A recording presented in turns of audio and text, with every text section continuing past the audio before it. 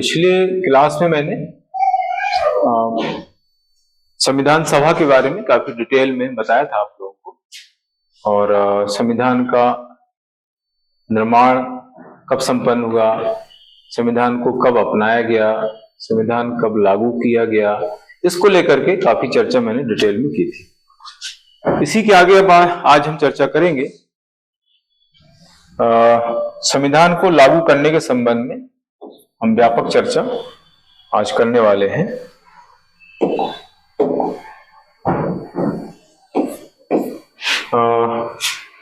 जैसे मैंने बताया था कि भारतीय संविधान के कुछ प्रावधानों को उसी समय लागू कर दिया गया जब हमारा संविधान बनकर तैयार हो गया, यानी जब हमारे संविधान को अंगीकार किया गया, स्वीकार किया गया, यानी वो समय है 26 नवंबर 1949। लेकिन पूरी तरीके से उस समय हमारे संविधान को लागू नहीं किया गया। तो ये संविधान कब लागू हुआ पूरी तरीके से, उसकी डेट है 26 जनवरी 1950। अब यहां पर प्रश्न ये उठता है कि हमने 26 जनवरी 1950 को ही हमारे संविधान को लागू क्यों किया, उसी समय क्यों लागू नहीं किया, है ना। ये यहां पर बताया गया है कि संविधान के कुछ अनुच्छेद यानी 15 अनुच्छेद 26 नवंबर 1949 को लागू किए गए। तो ऐसा कहा जाता है कि हमारा संविधान आंशिक रूप से 26 नवंबर 1949 को लागू किया गया। इस समय जो है 15 अनुच्छेद लागू किए गए। 15 अनुच्छेद कौन से थे? इसमें नागरिकता संबंधी प्रावधान, अंतरिम संसद संबंधी प्रावधान और निर्वाचन संबंधी प्रावधान इस समय लागू कर दिए गए थे। तो ये कुल मिला के 15 अनुच्छेद इस तरह से हो जाते हैं। नागरिकता संबंधी प्रावधान, अंतरिम संसद संबंधी प्रावधान, निर्वाचन संबंधी प्रावधान, तो इस तरह से मिला करके 15 अनुच्छेद जो है इसमें सम्मिलित किए गए। लेकिन केवल 15 अनुच्छेद इसमें आते हैं। पूरी तरीके से संविधान को 26 जनवरी 1950 को लागू किया गया है ना। संपूर्ण संविधान 26 जनवरी 1950 को लागू हुआ, जबकि आंशिक रूप से संविधान लागू हुआ उसका समय है 26 नवंबर 1949। तो क्या कारण है कि 26 जनवरी 1950 को हमारा संविधान लागू हुआ? इसके पीछे वजह है भारतीय इतिहास की एक घटना। भारतीय इतिहास की एक घटना उस समय की है जब पंडित जवाहरलाल नेहरू ने लाहौर में रावी नदी के तट पर भारतीय झंडा फहराया था। ये समय है 26 जनवरी 1930, 26 जनवरी 1930 का समय है जब पंडित जवाहरलाल नेहरू ने लाहौर में रावी नदी के तट पर भारतीय झंडा फहराया था। ये पहला अवसर था इस तरह का जब ये काम किया गया था, भारतीय झंडा फहराया गया था। तो इस अवसर को, इस क्षण को प्रथम स्वतंत्रता दिवस के रूप में मनाया गया। एक बड़ी घटना है ये। इसको किस रूप में मनाया गया? प्रथम स्वतंत्रता दिवस, प्रथम स्वतंत्रता दिवस के रूप में इसको मनाया गया। ठीक है। तो ये जो क्षण था ये एक यादगार क्षण था। तो इस यादगार क्षण को बनाए रखने के लिए, चिरस्थायी रखने के लिए, स्मरणीय रखने के लिए जो है हमने अपने संविधान को 26 जनवरी 1950 को लागू किया। ये एक वजह मानी जाती है, ये घटना एक वजह मानी जाती है जिस कारण से हमने अपने संविधान को पूरी तरीके से 26 जनवरी 1950 को लागू किया। 26 जनवरी 1950 को ही भारत जो है गणतंत्र बन जाता है। हमारा जो भारत था वो गणतंत्र बना क्योंकि इस समय राष्ट्रपति का पद स्टार्ट हुआ। राष्ट्रपति का पद स्टार्ट हुआ मतलब भारत गणतंत्र हो गया, क्योंकि गणतंत्र का मतलब होता है देश का सर्वोच्च पदाधिकारी जो होगा वो आनुवंशिक ना होगा, निर्वाचित होगा, जैसे राष्ट्रपति निर्वाचित होता है। है ना। तो 26 जनवरी 1950 को हमारा संविधान पूरी तरीके से लागू हुआ और इसी समय भारत हमारा गणतंत्र बन जाता है। तो ये लागू होने के संबंध में इंपॉर्टेंट बातें हमने यहाँ पर पढ़ी हैं। इसके आगे हम बात करते हैं कि संविधान, हाँ, पाकिस्तान के लिए पृथक संविधान सभा की जो स्थापना है उसकी घोषणा 26 जुलाई 1947 को की गई, है ना। संविधान दोनों देशों के लिए अलग अलग बनाना था और इसके लिए दोनों देशों के लिए अलग अलग संविधान सभाओं का गठन करना था, है ना। तो पाकिस्तान के लिए जो पृथक संविधान सभा की स्थापना की जो घोषणा है वो 26 जुलाई 1947 को की गई थी। ठीक है। अब यह है, यहाँ पर कुछ इंपॉर्टेंट फैक्ट दिए गए हैं जो आपके प्री में पूछे जाते हैं ज्यादातर। इसमें यह है कि भारतीय संविधान के निर्माण में कुल कितना समय लगा, तो 2 वर्ष 11 महीने 18 दिन का समय टोटल लगा, है ना। तो टाइम पीरियड आपको ध्यान रखना है। इसमें कुल कितना खर्च आया, तो 64 लाख रुपए का लगभग खर्च आया, है ना। उस समय इतना खर्च काफी हो जाता है ना, क्योंकि इन्होंने जो है कई देशों का, लगभग 60 देशों का अध्ययन किया था संविधान सभा के सदस्यों ने, तो इसलिए इतना समय लगा और इतना खर्च भी आया। ठीक है। संविधान सभा की आखिरी जो बैठक हुई वो 24 जनवरी 1950 को मानी जाती है और इसी समय संविधान पर हस्ताक्षर भी किए गए। मैंने आप लोगों को बताया था कि संविधान पर जब हस्ताक्षर हुए थे तो उस समय टोटल जो सदस्य संख्या थी वो 284 सदस्य संख्या थी, जिसमें 8 महिलाएं थी। यानी संविधान पर हस्ताक्षर करने वाले जो सदस्य थे संविधान सभा के वो थे 284, उसमें 8 महिलाएं थी। और वो हस्ताक्षर कब हुए, तो अंतिम बैठक जो 24 जनवरी 1950 को हुई, इस समय जो है संविधान पर हस्ताक्षर किए गए। और ये जो अधिवेशन था वो 12वां अधिवेशन था। टोटल जो अधिवेशन हुए हैं वो 12 हुए हैं और बैठकें 166 हुई हैं, जिसका जिक्र भी आगे आएगा, है ना। तो आखिरी बैठक में संविधान पर हस्ताक्षर हुए। इसी आखिरी बैठक में संविधान सभा ने डॉक्टर राजेंद्र प्रसाद को देश के प्रथम राष्ट्रपति के रूप में निर्वाचित किया, है ना।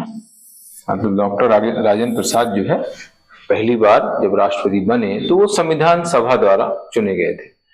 बाद में 1952 में राष्ट्रपति के पहले चुनाव हुए तो उसमें भी डॉक्टर राजेंद्र प्रसाद राष्ट्रपति बने। फिर 1957 में राष्ट्रपति के दूसरे चुनाव हुए, उसमें भी डॉक्टर राजेंद्र प्रसाद राष्ट्रपति बने। तो 1950 से लेकर के लगातार 1962 तक डॉक्टर राजेंद्र प्रसाद राष्ट्रपति रहे।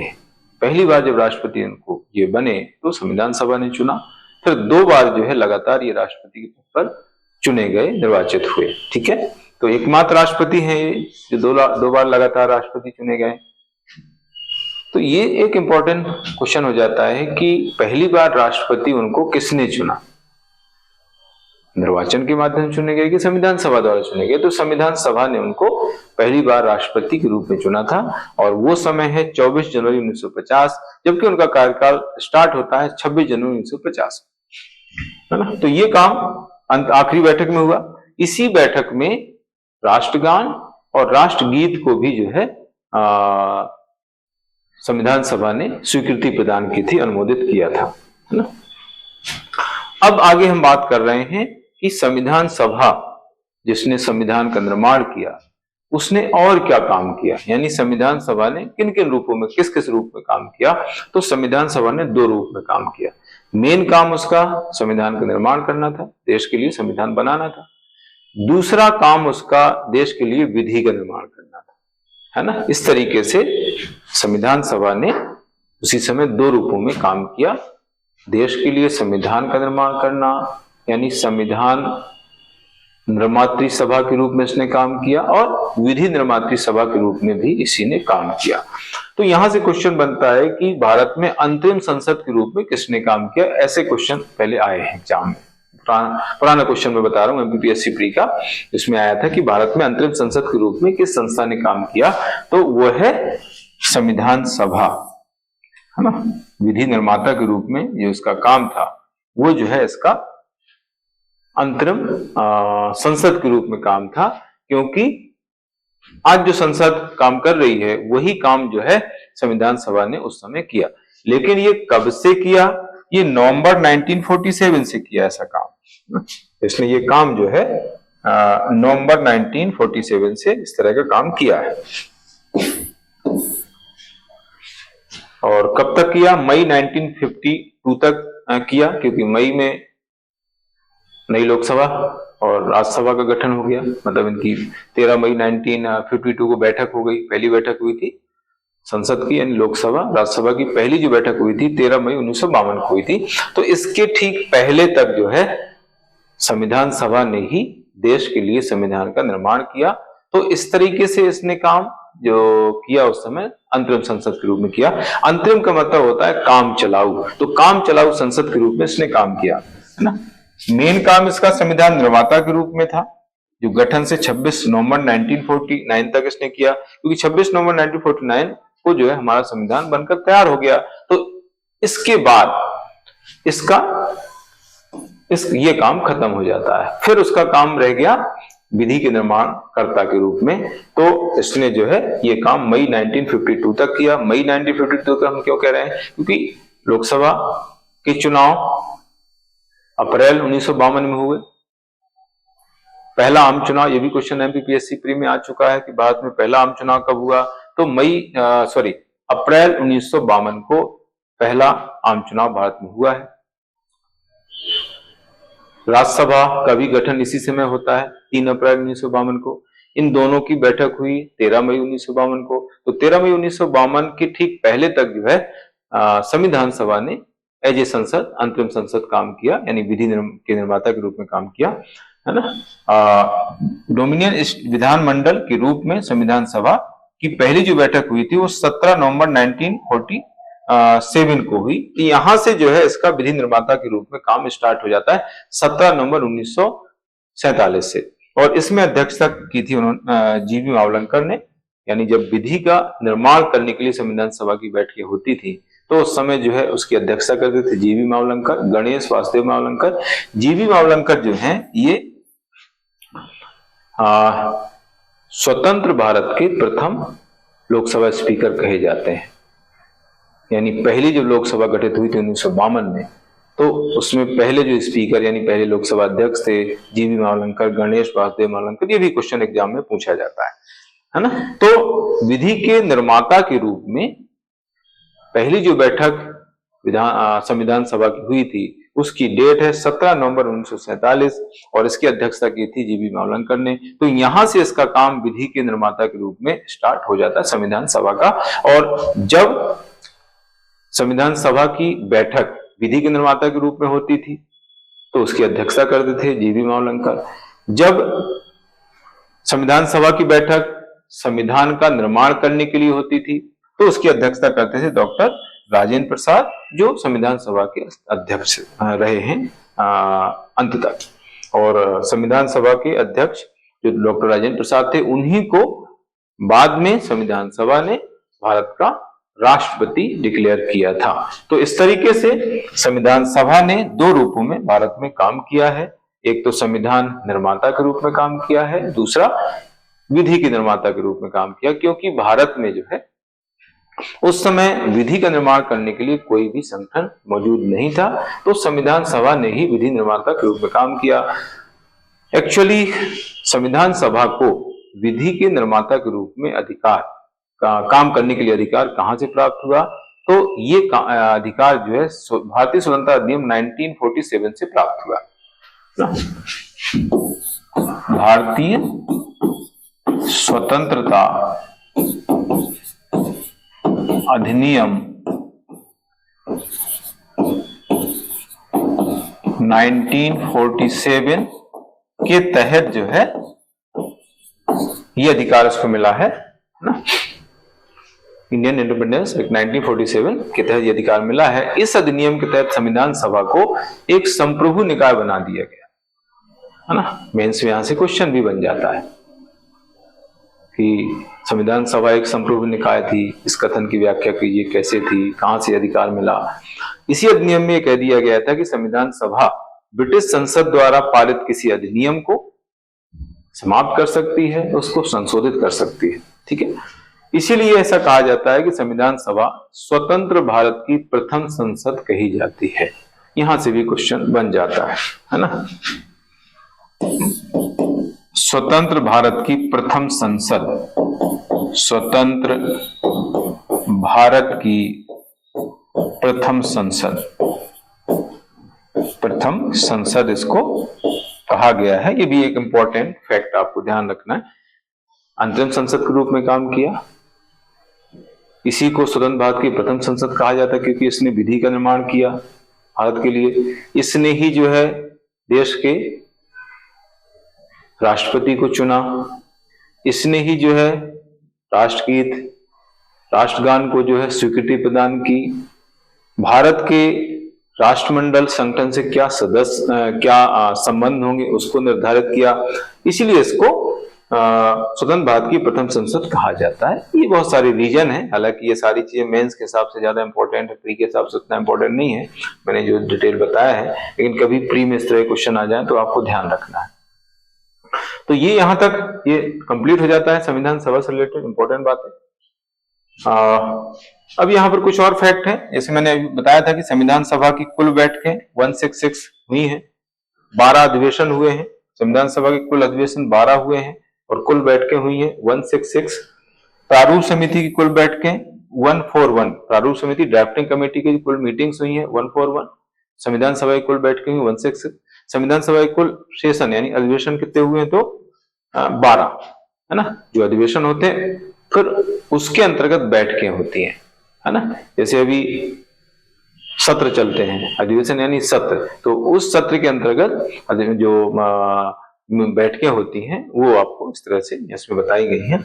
तो 12 अधिवेशन है और 166 कुल बैठकें हुई हैं संविधान सभा के अंतर्गत। तो ये इस तरह से इंपॉर्टेंट बात मैंने बताई है, इंपॉर्टेंट फैक्ट।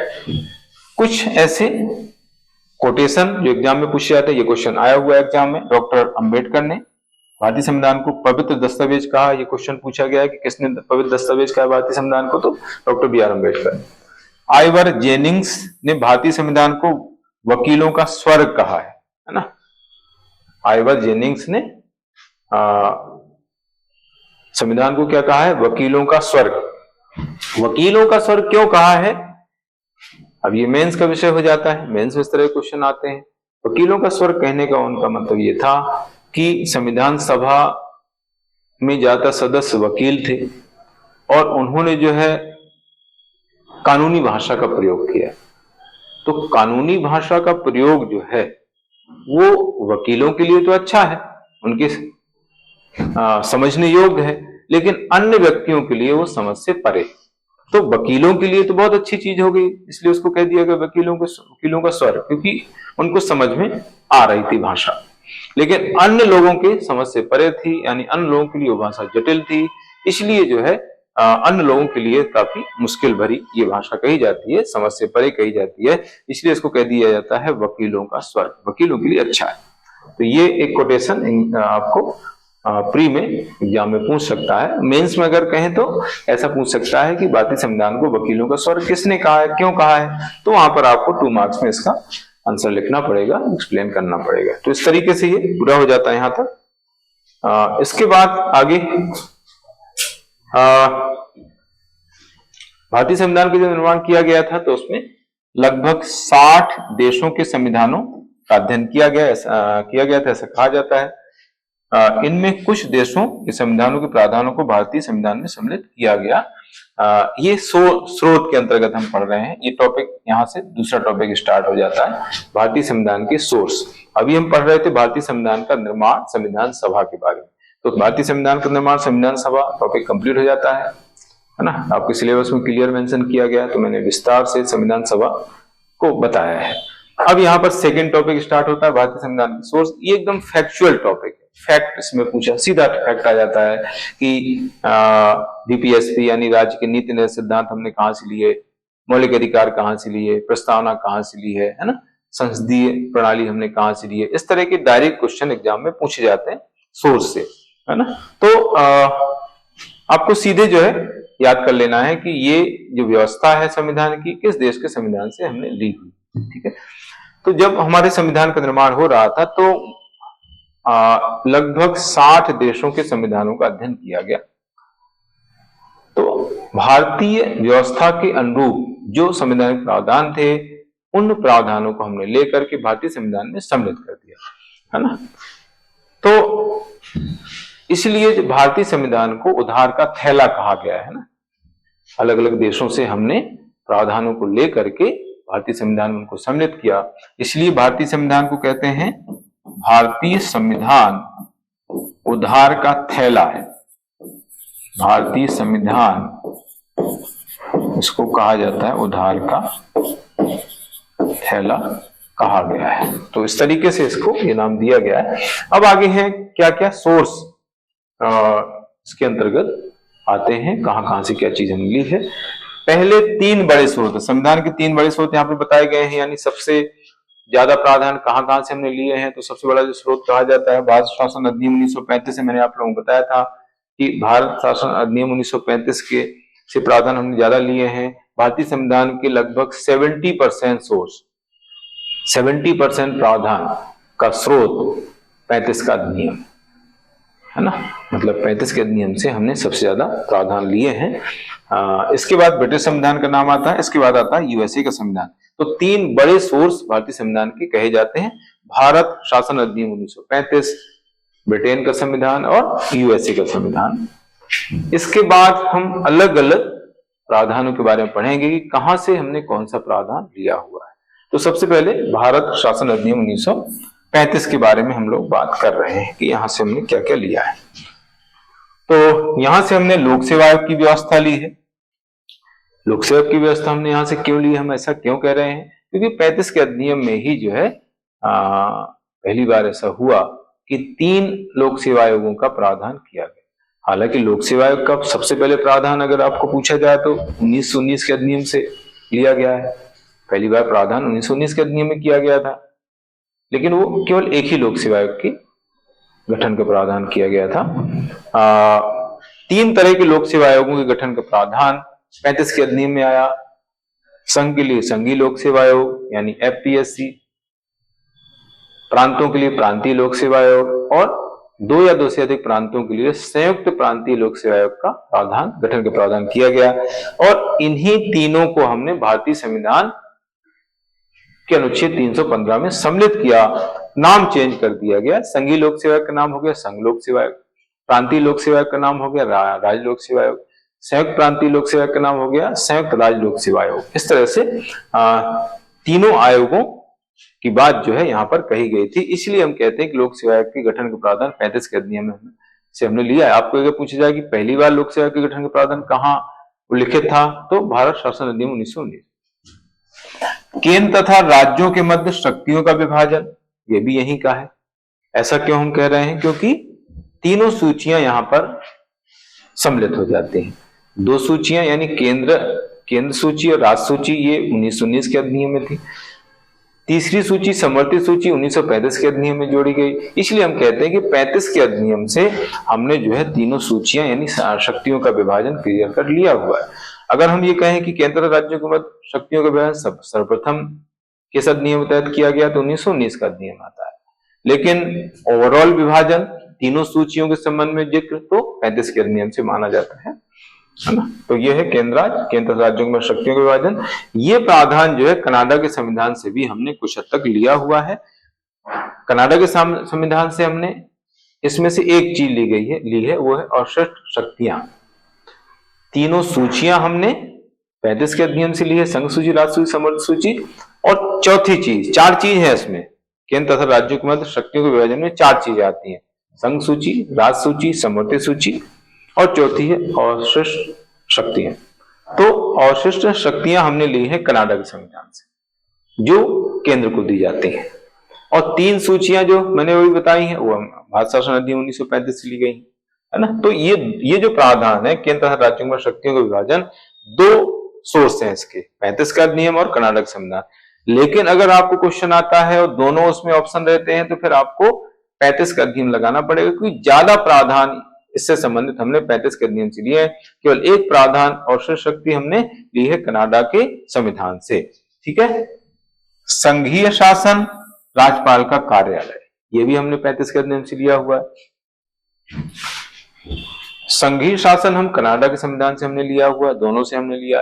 राज्यपाल का कार्यालय 35 के अधिनियम से, राज्यपाल की केंद्र द्वारा नियुक्ति, ये हमने कनाडा के संविधान से लिए। तो कहने का मतलब यहां पर ये हो कि 3 प्रावधान हो गए, ये केंद्र तथा राज्यों के मध्य शक्तियों का विभाजन, संघीय शासन, राज्यपाल का पद, ये तीनों प्रावधान हमने जो है 35 के अधिनियम से भी लिए हैं और कनाडा के संविधान से भी इनको लिया हुआ है। इसके बाद आता है आपात उपबंध, इमरजेंसी प्रोविजंस, ये भी 35 के अधिनियम से है। आपात उपबंध संबंधित कुछ प्रावधान हमने जर्मनी के संविधान से भी लिए हुए हैं, इसका जिक्र भी आगे हम करेंगे। राष्ट्रीय आपात के समय मौलिक अधिकारों का जो निलंबन होता है वो हमने जर्मनी के संविधान से लिया। बाकी प्रावधान हमने 35 के अधिनियम से लिए हुए हैं। तो इस तरीके से ये है 1935 के अधिनियम से लिए गए संविधान में प्रावधान। इसके बाद आता है ब्रिटेन के संविधान से हमने क्या क्या प्रावधान लिए हुए हैं। तो उसमें राष्ट्रपति की औपचारिक शक्तियां, राष्ट्रपति की औपचारिक शक्तियां हमने ब्रिटेन के संविधान से लिए। ब्रिटेन के संविधान से ये प्रावधान लेने के पीछे जो वजह है वो है संसदीय शासन प्रणाली। संसदीय शासन प्रणाली के अंतर्गत संवैधानिक प्रमुख और वास्तविक प्रमुख अलग अलग होते हैं। चूंकि संसदीय शासन प्रणाली के अंतर्गत राष्ट्रपति केवल संवैधानिक प्रमुख या औपचारिक प्रमुख होता है, प्रधानमंत्री, मंत्रिपरिषद वास्तविक प्रमुख होते हैं, इसलिए हमने जो है ब्रिटेन से राजा के समान उसकी औपचारिक शक्तियां ली हैं, है ना। तो इस तरीके से ये है। इसका एकल नागरिकता है, संसदीय शासन अभी मैंने बताया है, संसदीय विशेषाधिकार हैं, ये हमने ब्रिटिश संविधान से लिए। इस पर हम कल और चर्चा करेंगे, है ना। आज के लिए इतना ही। कल इसका विस्तार से मैं बताऊंगा, संसदीय शासन प्रणाली के बारे में थोड़ा सा बताऊंगा क्या होती है, क्योंकि आगे इसका जिक्र नहीं आएगा, राष्ट्रपति को वहां पर थोड़ा सा आएगा, लेकिन यहाँ पर मैं बता दूंगा। तब आपको समझ में आएगा कि संसदीय शासन प्रणाली के कारण ही हमने जो है राष्ट्रपति के जो औपचारिक शक्तियां हैं ब्रिटेन से ली हैं। अमेरिका से हमने ये शक्तियां नहीं ली हैं, अमेरिका से केवल पद नाम लिया राष्ट्रपति का, शक्तियां हमने ब्रिटेन से ली हैं। तो क्यों ली हैं, उसके पीछे संसदीय शासन प्रणाली है। जब हम संसदीय शासन प्रणाली पूरी तरीके से समझ लेंगे तब आपको चीज समझ में आएगी कि हमने ये जो प्रावधान है पहला, ये ब्रिटेन से ही क्यों लिया है। ठीक है, तो आज के लिए इतना ही, कल इस पर और हम बात कर रहे हैं।